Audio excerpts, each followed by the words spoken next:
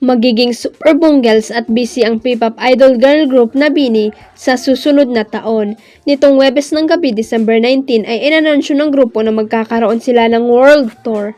Sabi ni BINI Sheena, the big announcement is we're gonna have BINIverse World Tour 2025. Ang inaabangan nga nilang unang concert sa Philippine Arena sa February 15, 2025 ang magiging umpisa ng kanilang world tour na tatawaging BINIverse World Tour 2024 imbis na Grand BINIverse, the repeat na una nilang inanunsyo. At ang kick-off po namin ay syempre dito sa Philippines, sa Philippine Arena, sabi ni BINI Juana. Post ng BINI sa social media, World, get ready for BINI, Philippines, Singapore, Dubai, London, USA, and more cities to be announced soon. The BINIverse World Tour 2025 is finally happening.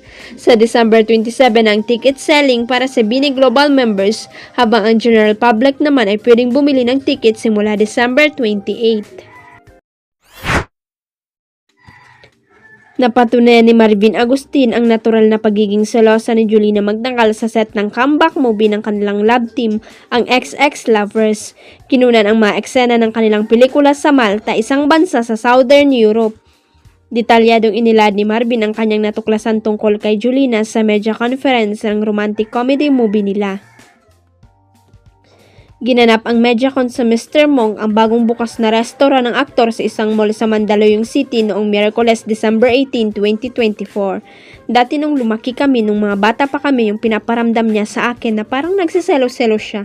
Ito honest to Akala ko pinaikot-ikot lang niya kung umpisang kwento ni Marvin habang pinipilit ni Julina na sumingit at patigilin siya sa kanyang mga sinasabi. Pagpapatuloy ng aktor, parang ang sabi ko ang galing nitong batang babaeng ito kung makapaglaro, parang nagsiselos yung pakiramdam. Pero alam nyo ngayon ko na narealize silosa pala talaga siya. Honest ito, actually kagabi ko naramdaman kasi dun sa Malta nararamdaman ko na yun. Ang sabi ko mukha bang nagsiselos ito. Pero kagabi may kausap ako sa phone trabaho yun. Sabi niya pwede ba?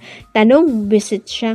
Sabi niya, pwede ba huwag kang makipag-usap sa telepono kasi ngayon lang tayo makikita tapos next year na ulit tapos nakikipag-usap ka sa iba. Pwede ba kapag shooting? Yung parang shoot ako yung magsasalita. Sabay baling ni Marvin kay Julina, shoota ba kita?